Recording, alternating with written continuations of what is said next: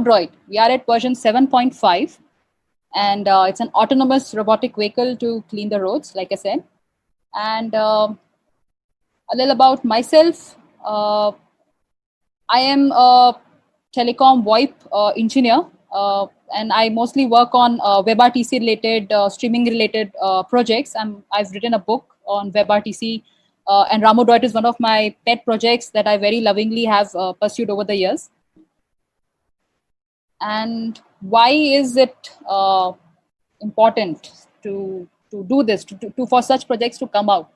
Because there's littering and dumping all over our country. Yeah, so people just say litter around the roads, and every morning when you go for a jog you can see plastic cups, other kind of trash and litter that people just carelessly toss around, and a pile of garbage encourages more people to throw garbage at that place.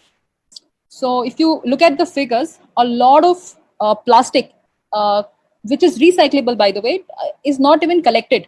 If it's not collected, it's not processed. So it doesn't even reach the collection centers which do solid waste management. So our idea is to focus on this recyclable area, which we can, autonomize through our a robot. All right. So yeah. So somebody has to start somewhere. So you must have also learned about other such kind of robots which do cleaning, primarily Roomba, which are used for indoor cleaning, other kinds of vacuum cleaners, and manually operated big trucks. But they all have their own areas where they can operate. Okay, so some of them operate on vacuum, some of them are so large scale that they just pick up those black trash bags. But our area is not that. Our area is to pick up cups, leaves, wrappers, plastic bags which are all around, and also do streaming to find out who the regular defaulters are. So if, let's say, the robot is cleaning and it for consecutive days it sees somebody continuously litter, it will tag that person and take a snapshot of that person and report. All right. So it identifies garbage. It has a detachable bin which gets filled with garbage. It empties it and comes again and starts collecting it. And like I said, it naps the culprits. So let's just see an overview how a simple project like this has evolved over the years. So this was the most initial, very primitive architecture when I didn't even knew much about robotics. It was just a sheer will to make something, to start somewhere, right? So then that was like probably 1 or 2 version, and then version 5, which was, you can see, a very small bin size. So the modules in that, it's the same process. The 3 brush system is the same, but other components are like open, it's untidy. But over the years I've tidied it up, so you can see a little bit more organized clutter at the back, and a bin to kind of take on more garbage. And then finally I'm at this. So the bin is bigger, it can collect more garbage. It's much more neat and tidy. It's a little bit of doesn't get as it's not vulnerable to rain and dust as the earlier models were. So it's little shielded.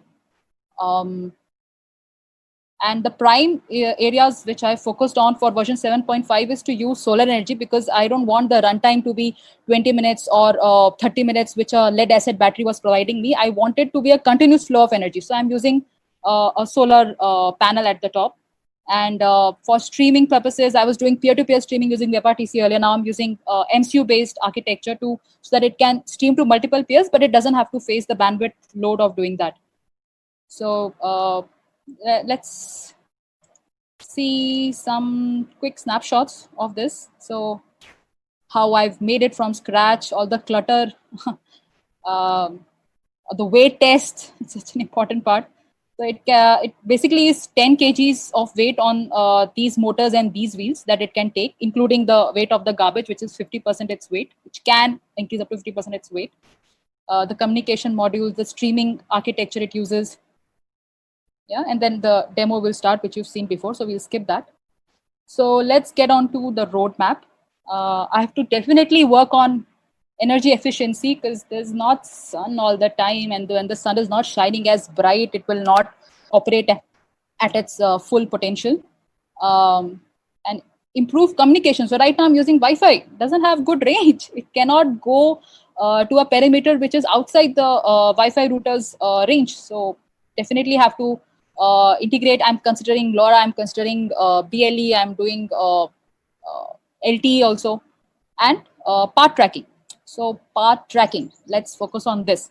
I've used so many different approaches over the time of how I can, detect. So you have to detect two things. You have to detect obstacles and you have to detect garbage. So let's say we just focus on detecting obstacles so that it doesn't run onto something and crash itself out. Okay. So I've done browser-based detection. I've done OpenCV based detection. I've done ultrasonic based detection, but none of them gives me the accuracy of finding, let's say, this. So this is my goal point and this is the path, but it's not possible the robot goes exactly on the path without any deviation, especially when it has to circumnavigate an obstacle, or it has to go pick up some litter at an angle and it's to again come back to the coordinate system.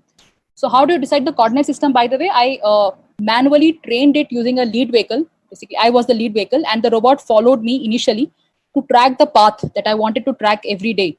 And then that set of coordinates is the path. And then I wanted to traverse that path over and over again, and but still correct its orientation errors every time. Okay, so this is called a carrot approach. So what I'm doing now is I've upgraded myself to use something called as LiDAR. Those who are familiar with it would know how it works. It's kind of like a radar, but the advantage is that it gives me the accurate distance at the range between my point and the goal point. So it's definitely a good thing if any of you is in robotics. So it does efficient path tracing like that. And another area that I would like to focus or mention here is segregation. So I'm not there yet, but it is a very interesting area if anyone wants to take it up or help me in this project. Basically, segregating the garbage at source is an area which even government is focusing on. Dry electronic waste and dry waste is a good problem statement to start with. And there are other hazardous waste which is not a good idea for a human to try and pick up. So it has to be a robotic process, like medicinal waste, hospital waste, things which can have germs and bacteria of all kinds. So this is a good area, and my project is completely open source. You can find it on GitHub. I put up updated literature on Medium, so you can definitely follow it there. And yes, any questions?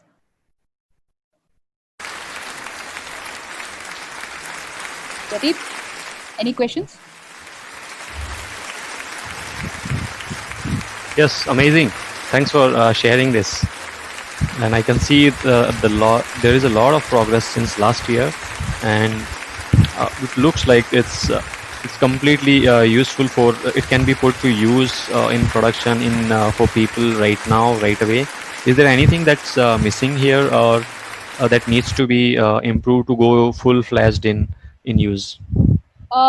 So right now, robot is designed to set an alarm for manual intervention when it cannot decide whether this is garbage or whether it's supposed to take turns on it. And many times it topples while taking sharp turns. So those are some areas that I need to improve. But overall, if it's a straight road or a straight gully, it pretty much doesn't require any manual intervention. It can operate by itself, such as cleaning road, a relatively empty road. So yeah, it definitely can be used in production. Awesome, perfect. Can you stop sharing your screen? Yeah. Okay. So now, audience, you can ask the questions in the chat. You need to go to live.gitcommit.show, and there are a few people who missed the audio in the initial part. So just to brief you, this is a project by Altnai. She showcased the demo last year at Git Commit Show Season 1, and she is sharing her. Just shared her progress, and I hope you were able to hear her complete talk. And if you're not, do let us know in the comments. Okay, great. So there is more questions. So now you are now what's so how is the participation by other people? It's an open source project. How people are contributing to it? Is it good? Do you need some somewhere help where people can put in their time and help you out? Sure. So, yeah, I've seen good, healthy amount of contribution. So, some of them directly approach me on LinkedIn and through my blog in the comments and say, why are you not using Jetson? You should consider upgrading from the Raspbian operating system to ROS operating system. And there is a geographic navigation system called SLAM that I've also got a lot of advices to proceed, but I cannot fit all of them in the same roadmap. So I decide the roadmap based on like half a year. So yeah, good amount of suggestion, very very good suggestions. Active development on the GitHub repository is less, maybe because uh, I think I should probably make it more friendly to contribute. And to give a PR. But yeah, otherwise it's really nice. I think people from other countries who come across this project would also want to contribute for a project which I specifically designed in India. I think that's really really uh, it's kind of Right, very absolutely. encouraging. I see there is a global need of this kind of thing. Cleaning is something which should not, which can be actually transferred to robots. They can do that, Yeah, and humans can do other things which only humans can do. So I think this needs to be done. And apart from that, what is the next thing that you are planning for get this robot? I mean, just the next part, not all the future improvements, and how people can help you out in that part. sure. So I think I'm at a stage where I've reached the end point of the Raspbian operating system. So my immediate improvement would be to actually upgrade to ROS and use all the inbuilt good features it comes with. So that would be my immediate improvement. Okay, perfect. So how is COVID-19 going on for you? Just a casual chat. Yeah. How is it? COVID-19 is working out. What are the Oh, differences in work or your life, your projects? it's good. I think it took some time to get used to it, but now I think it's all good, settled. Divide the time between work and personal projects, just as you do in a regular office hours. So I'm actually, frankly, liking it like this. Many of us are liking it, and I think online conferences uh, have become more relevant now Yes, than the yes, last year when we started. yes. So this is good thing, and your project is also relevant for this time. Okay, Yeah. one thing right now I'm just remembering that is there any work done on control panel that controls this device? That I think Yes. that would be good, great to see if you have. Uh, the control panel is on the GitHub repository. I could show you a screenshot of that. Basically, you can Mhm, yeah, turn, stop. I'll put it on screen share. sure.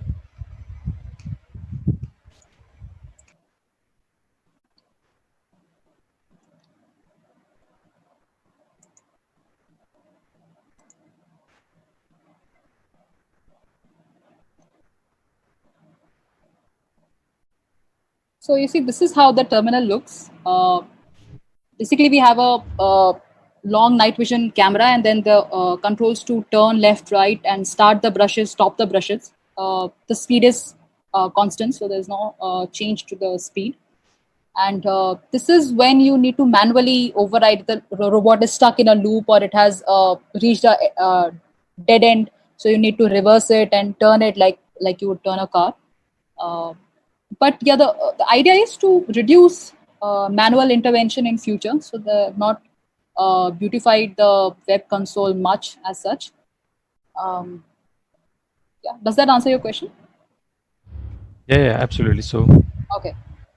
It's great to see this progress. I think there are many significant improvement that you have done, and these improvements exactly what when we shared about your project last year, people pointed out that this we can improve this and we can improve that. Yeah. And as all other engineering projects goes by, it's always a work in progress, and there is always something better we can do.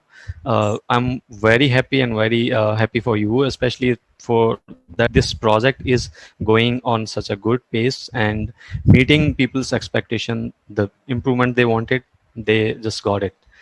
So it's good to have you here back again, and lovely to see you again. Yes. Thanks a lot for joining. Do you have any last message to share to the audience?